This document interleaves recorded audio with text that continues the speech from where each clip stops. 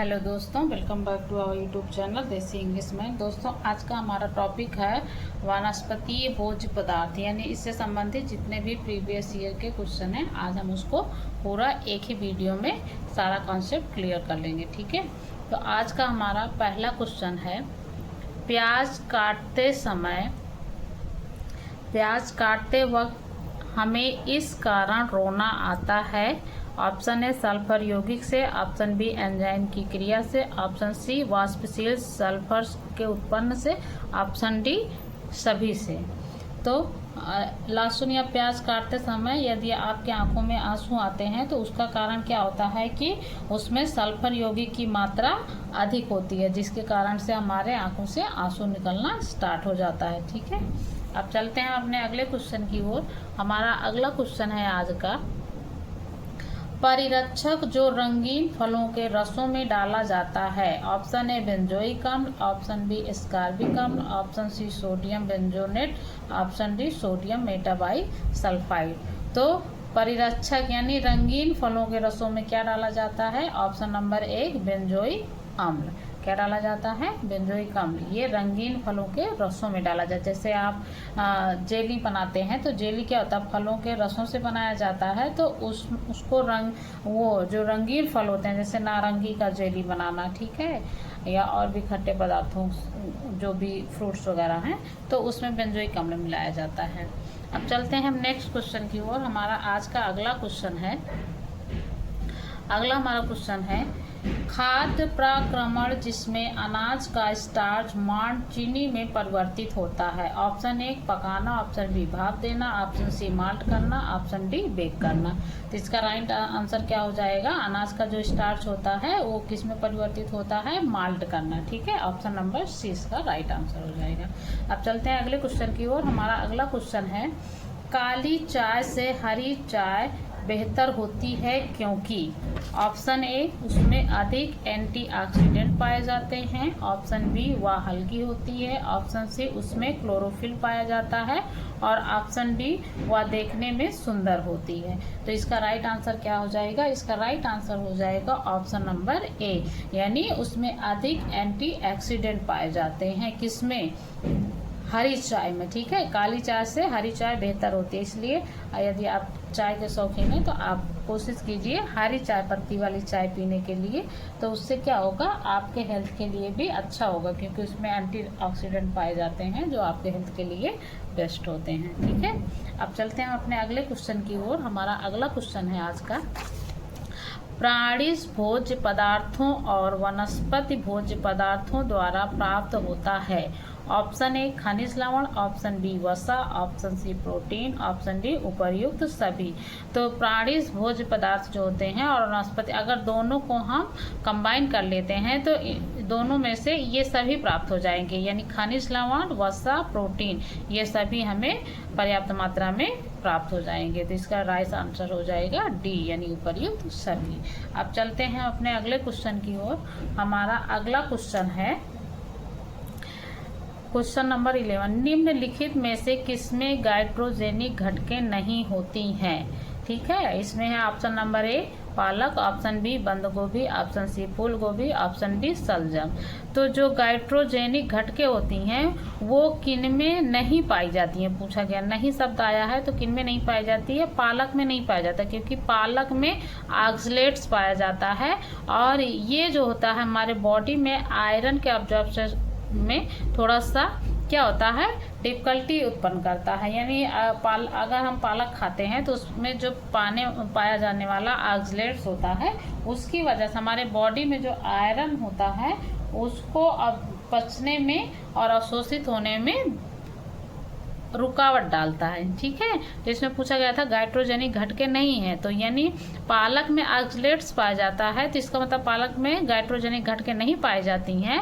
बाकी बचे बंद गोभी, फूल गोभी, सलजम, जो तीनों ऑप्शन है इनमें पाए जाते हैं। इसके अलावा सरसों और सोयाबीन में भी पाया जाता है। ठीक है, इसका आंसर सलजम दिया गया है, लेकिन मेरे अकॉर्डिंग टू जो है इसका right answer option number A पालक होना चाहिए, क्योंकि पालक में ऑक्सलेट्स पाया जाता है, उसमें गाइट्रोजेनिक घटकें नहीं पाई जाती होती हैं, इसमें पूछा गया घटके नहीं होती हैं, तो पालक में नहीं होता है, तो बचा ऑप्शन क्या होता है, उसमें होता है। इसको हमने बहुत रिसर्च भी किया था, तब जाके ये डाउट क्लियर हुआ। तो मेरे अकॉर्डिंग टू इसका राइट आंसर ए होगा, ना कि डी होगा। ठीक है, अब चलते हैं अगले क्वेश्चन की ओर। आज का हमारा अगला क्वेश्चन है, टमाटर का लाल रंग होता है। ऑप्शन ए लाइकोपीन के कारण, ऑप्शन बी एंथोजैंथिन्स के कारण, ऑप्शन सी एंथोसाइनिन के कारण, ऑप्शन डी कैरोटीनॉइड्स के कारण। तो टमाटर का लाल रंग किसके कारण होता है, लाइकोपीन के कारण होता है। कैरोटीनॉइड्स जो होता है ये गाजर में पाया जाने वाला पिगमेंट्स होता है। ठीक है, अब चलते हैं हम अपने अगले क्वेश्चन की ओर। हमारा अगला क्वेश्चन है, सिरके में होता है। ऑप्शन ए सिट्रिकम, ऑप्शन बी लैक्टिकम, ऑप्शन सी हाइड्रोक्लोरिकम, ऑप्शन डी एसिटिकम। तो सिरके में जो पाया जाता है वो एसिटिक अम्ल होता है। ठीक है, लैक्टिक अम्ल जो होता है ये आपके दही में पाया जाता है, सिट्रिक अम्ल नींबू में पाया जाता है, हाइड्रोक्लोरिक अम्ल आपके अमाशय में पाया जाता है। अब चलते हैं अपने अगले क्वेश्चन की ओर। हमारा अगला क्वेश्चन है, खाद्य पदार्थों के कार्यों के आधार पर निम्नलिखित को रक्षात्मक खाद्य कहा जाता है। ऑप्शन ए हरी पत्तेदार सब्जियां, ऑप्शन बी गेहूं, ऑप्शन सी चावल, ऑप्शन डी मड़ुआ। तो इसमें पूछा गया है रक्षात्मक खाद्य पदार्थ, यानी ऐसा खाद्य या भोज्य आहार जिसको खाने से हमारे शरीर को सुरक्षा प्राप्त हो। ठीक है, तो चावल से तो हमें सिर्फ कार्बोज मिलेगा, और गेहूं से भी हमें क्या होगा, कार्बोज और प्रोटीन मिलेगा। मड़ुआ जो होता है ये मड़ुआ से हमें कैल्शियम की प्राप्त हो। अगर आपके बॉडी में कैल्शियम की कमी है और आप दूध नहीं खाते पीते हैं या दूध से निर्मित भोज्य पदार्थ भी नहीं लेते हैं, तो आप उसकी जगह पे मड़ुआ का प्रयोग कर सकते हैं, क्योंकि मड़ुआ में कैल्शियम की मात्रा अधिक पाई जाती है। मड़ुआ को ही देहाती भाषा में मकरेला बोलते हैं। ठीक है, या मकरा बोलते हैं।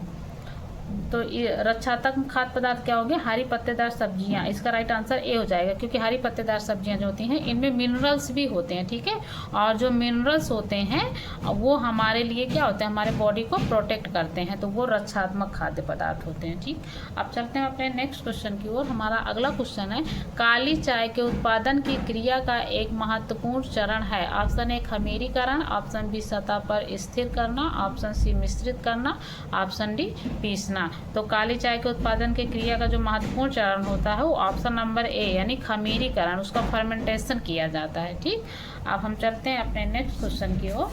हमारा नेक्स्ट क्वेश्चन हमारा टॉपिक है अनाज। ठीक है, अनाज से रिलेटेड जितने भी क्वेश्चन होंगे हम उसको प्रीवियस ईयर से डिस्कस कर लेंगे, और जो भी डाउट होंगे उसको भी क्लियर कर लेंगे। ठीक, अब हमारा अगला क्वेश्चन है, अंकुरण के समय सक्रिय एक enzyme. Option A papain, option B bromelain, option C amylase, option D rennin.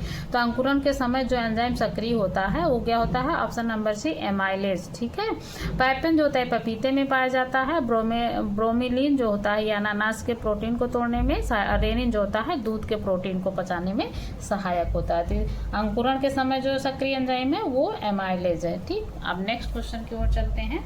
हमारा अगला क्वेश्चन है क्वेश्चन नंबर 19, किस वनस्पति स्रोत से ग्लूटन प्राप्त होता है। Option A soya, option B चावल, ऑप्शन सी मक्का, ऑप्शन डी गेहूं। तो जो ग्लूटेन होता है ये प्रकार की प्रोटीन होती है और ये किसमें पाया जाता है, ऑप्शन नंबर डी गेहूं। गेहूं में दो प्रकार की प्रोटीन होती है, एक ग्लूटेन होती है और एक ग्लियाडीन होती है। तो जो ग्लूटेन होती है ये पूर्ण प्रोटीन होती है, और जो ग्लियाडीन होती है वो आंशिक पूर्ण प्रोटीन होती है, और दोनों प्रोटीन किसमें पाए जाते हैं, गेहूं में। इससे एक रिलेटेड क्वेश्चन और भी बनता है कि किस मरीज को गेहूं का खाद्य पदार्थ किस बीमारी में नहीं दिया जाता है। यदि किसी व्यक्ति को सीलिएक बीमारी हो गई है तो ऐसे पेशेंट को हम गेहूं का खाद्य पदार्थ खाने में नहीं देते हैं। ठीक है, क्योंकि गेहूं में ग्लूटेन प्रोटीन पाया जाता है जो सीलिएक डिजीज को और भी ज़्यादा इफेक्ट करता है। अब चलते हैं नेक्स्ट क्वेश्चन की ओर। हमारा अगला क्वेश्चन है, डॉट में स्टार्च कणों के रूप में अनाज भोजन का मुख्य भंडार होता है। ऑप्शन ए भ्रूण, ऑप्शन बी भ्रूणपोष, ऑप्शन सी एलेव्रान, ऑप्शन डी स्क्यूटेलियम। तो इसका जो डॉट है यानी पूछ रहा है कि स्टार्च कणों के रूप में अनाज में भोजन का कौन सा मुख्य भंडार होता है। तो इसका ऑप्शन हो जाएगा बी यानी भ्रूणपोष। ठीक है, इसको आपको अच्छे से समझा। देखिए, ये मान लीजिए गेहूं है या कोई अनाज है। ठीक है, अनाज में कितने लेयर होते हैं वो हमने बनाया। ठीक है, तो इसमें कितने लेयर हैं, एक ये हो गया, 2, 3, 4, यानी एक अनाज में कुल कितने लेयर होते हैं? 4। अब 4 में से जो सबसे ऊपरी लेयर है, ठीक है, ये जो सबसे ऊपरी लेयर है, बाहर जो सबसे लेयर है, उसको बोला जाता है पेरिकार्प। क्या बोला जाता है? पेरिकार्प बोला जाता है। और ये कितने प्रतिशत होता है? 5%। पूरे अनाज का कुल 5% जो होता है सबसे बाहरी आवरण, वो पेरिकार्प होता है। फिर दूसरी लेयर जो होती है उसमें क्या होता है? एल्यूरान होता है। क्या होता है? एल्यूरान होता है, जिसकी पूरे अनाज में मात्रा कितने प्रतिशत होती है? 7% होती है। ठीक है। फिर इसके बाद जो लेयर, तीसरे नंबर पे जो लेयर है वो एंडोस्पर्म है। क्या है? एंडोस्पर्म। इसी को भ्रूणपोष कहते हैं। ठीक है। और सबसे ज़्यादा मात्रा अनाज में भ्रूणपोष का ही होता है, ये टोटल 52% होता है। और जो सबसे अंदर वाला पार्ट होता है लेयर अनाज का, उसको एम्ब्रायो बोलते हैं, यानी भ्रूण बोलते हैं। और इसका पूरे अनाज का कितने प्रतिशत भाग होता है? तो 36% भाग होता है। ठीक है। ये 2019 में टीजीटी और पीजीटी दोनों में पूछा गया था। ठीक है। टीजीटी में पूछा गया था कि अनाज का जो सबसे बाहरी आवरण होता है वो कौन सा होता है, तो ऑप्शन दे दिया गया था पेरिकार्प, एंडोकार्प, ऐसे 2 और ऑप्शन दे दिए गए थे। तो उसका राइट आंसर क्या हुआ? पेरिकार्प, क्योंकि सबसे बाहरी आवरण पूछा था। और टीजीटी में क्वेश्चन को घुमा दिया था, उसमें पूछ लिया था कि अनाज का कौन सा भाग सबसे ज़्यादा जो है सबसे ज़्यादा प्रतिशत में होता है, तो कौन सा होता है? एंडोस्पर्म होता है। तो ये चीज़ आप अच्छे से कॉन्सेप्ट को समझ लीजिए कि एक अनाज में कम से कम कितनी लेयर होती हैं? 4 लेयर होती हैं। 4 लेयर में से सबसे जो बाहरी लेयर होती है उसे पेरिकार्प कहते हैं, उसका प्रतिशत 5% होता है। एल्यूरान जो होता है वो दूसरे नंबर पे लेयर होती है, वो 7% होती है। तीसरे नंबर पे जो लेयर होती है वो उसको एंडोस्पर्म, भ्रूणपोष कहते हैं। इसकी मात्रा सर्वाधिक होती है पूरे अनाज में, इसका प्रतिशत 52% होता है। और सबसे अंदर का जो पार्ट होता है उसे एम्ब्रायो या भ्रूण कहते हैं, इसका प्रतिशत 36 होता है। ठीक है। तो सबसे ज़्यादा एंडोस्पर्म पाया जाता है अनाज में, उसके बाद एम्ब्रायो पाया जाता है, 3rd नंबर पे एल्यूरान, और लास्ट में सबसे ऊपरी पर जो होती है सबसे कम प्रतिशत में पाया जाता है, 5% होता है। ठीक है। जिसको आप जैसे गेहूँ का आटा चालते हैं तो लास्ट में जो उसका चोकर निकलता है तो वो उसका क्या है? गेहूँ का सबसे बाहरी आवरण है, यानी पेरिकार्प है। ठीक है। और जिसका मैदा बनता है, तो मैदा किसका बनता है? ये गेहूं का मान लीजिए बाहरी जो आपके आटे का चोकर हुआ वो आपका पेरिकार्प हुआ। अब आप जिसका मैदा बनता है, तो गेहूं का जो सबसे अंदर वाला भाग होता है एम्ब्रायो, जिसको भ्रूण बोलते हैं, तो इसी पार्ट से जो है मैदा बनाया जाता है। ठीक है।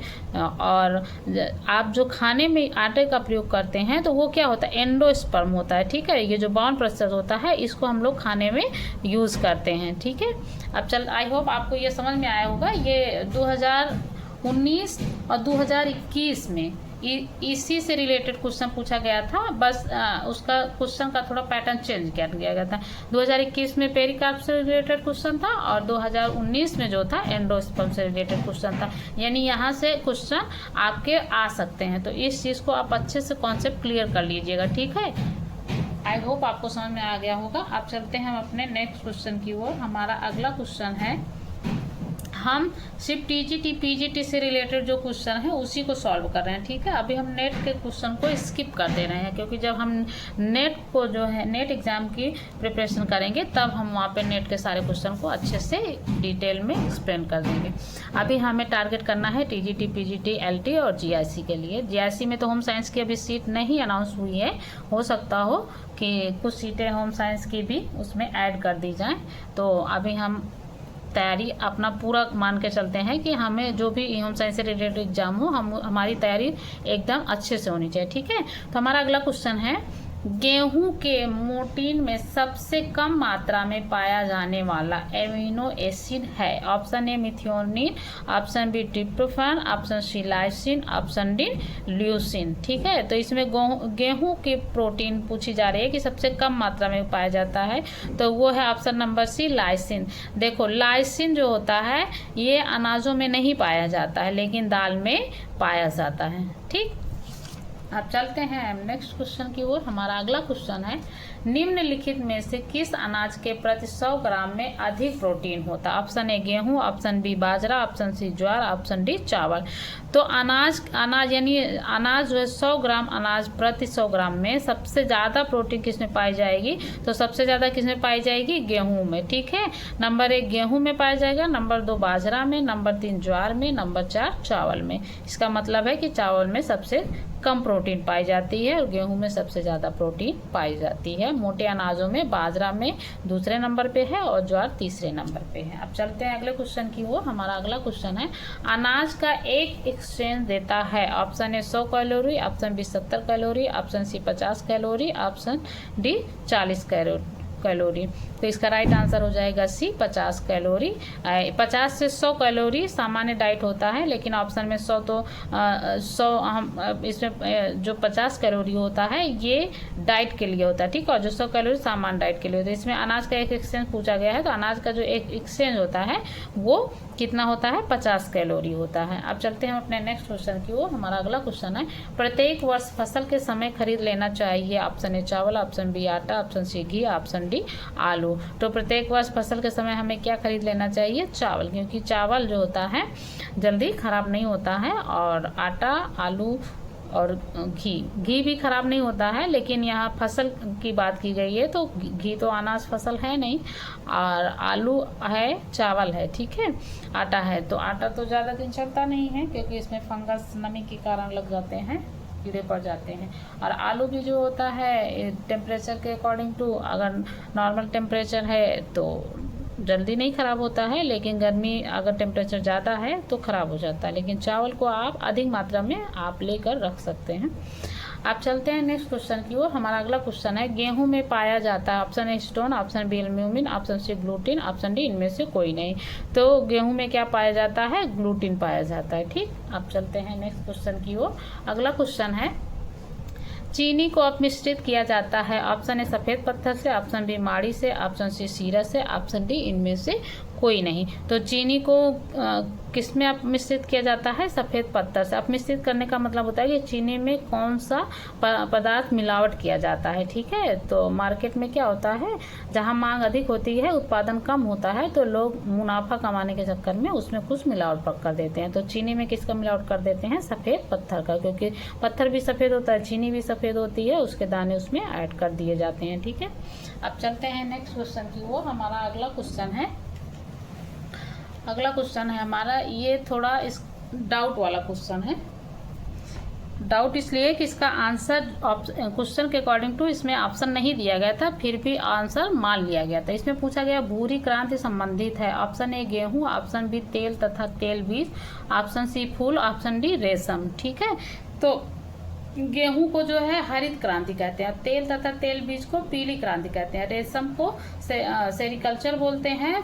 ठीक है, और इसमें फूल, और उसके बाद इसमें पूछा गया है कि भूरी क्रांति, तो भूरी क्रांति उर्वरक के लिए यूज होता है। ठीक है, लेकिन उर्वरक तो कहीं ऑप्शन में दिया नहीं गया है, तो इसलिए हमने कहा कि ये क्वेश्चन जो है एक्सेप्शनल है, यानी अपवाद है।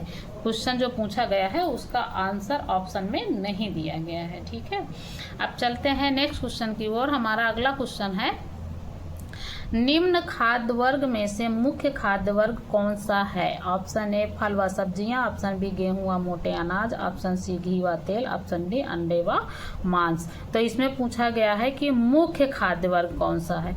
तो मुख्य खाद्य वर्ग जो होते हैं वो होते हैं गेहूं व मोटे अनाज, यानी ऑप्शन नंबर 20 का राइट हो जाएगा।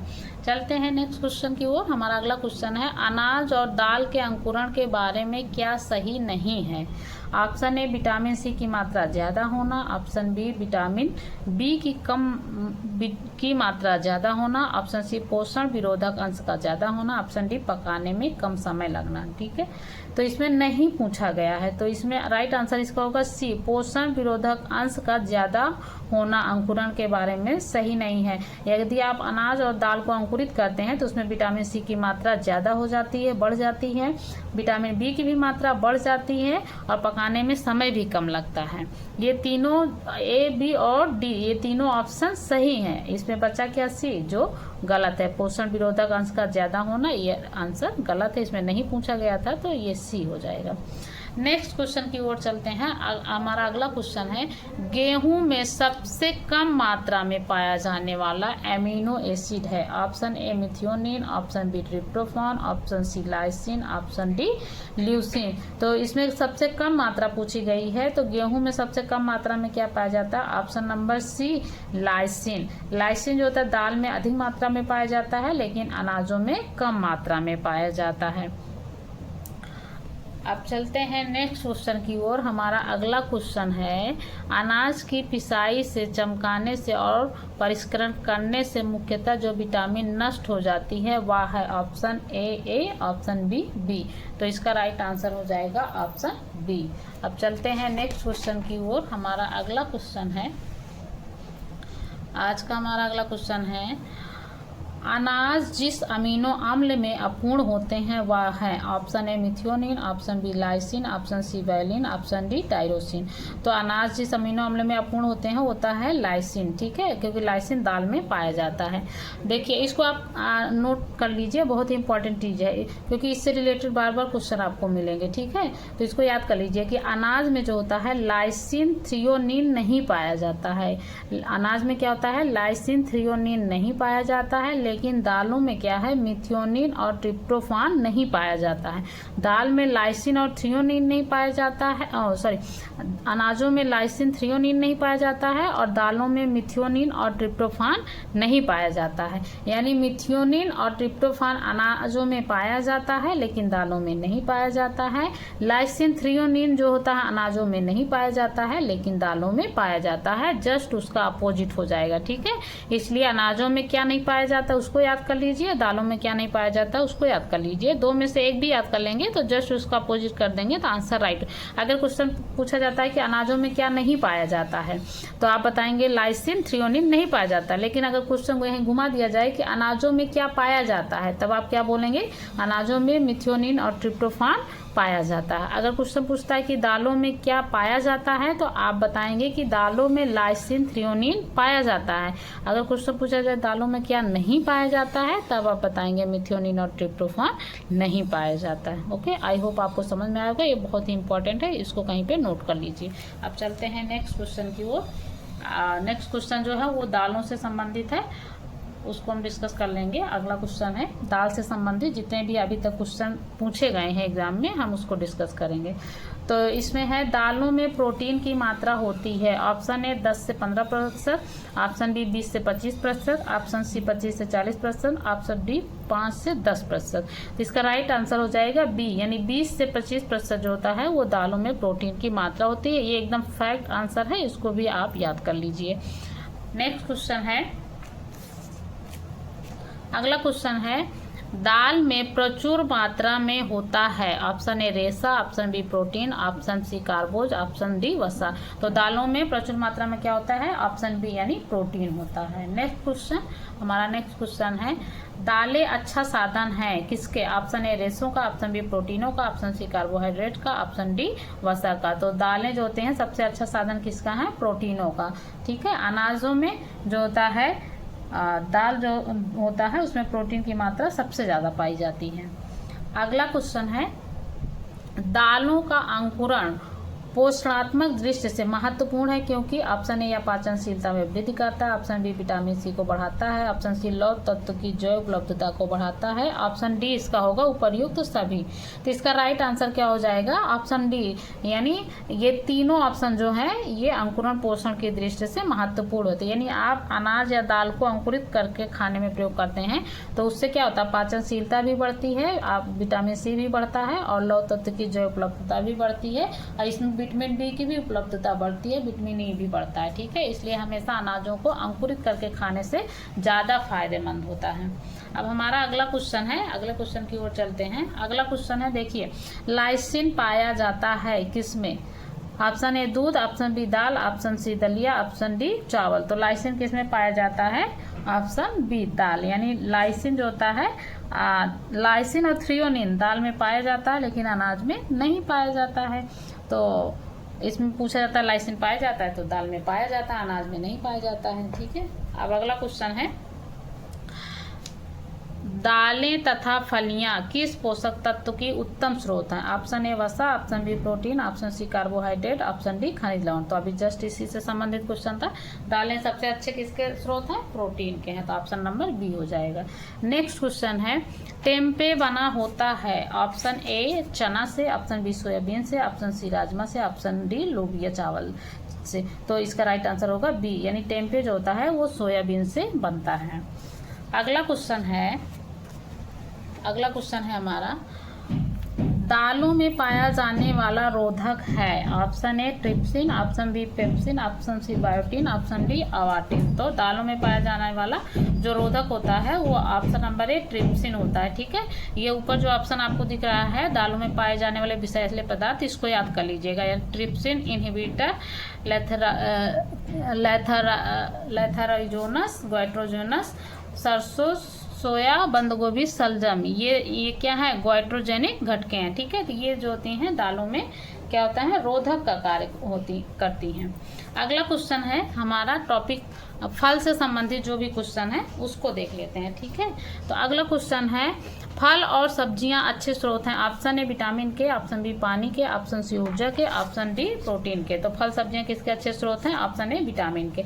नेक्स्ट क्वेश्चन है, अच्छी जेली की पहचान है? ऑप्शन ए पारदर्शी होना, ऑप्शन बी चाकू से काटने पर नहीं कटती, ऑप्शन सी खट्टी होना, ऑप्शन डी इनमें से कोई नहीं।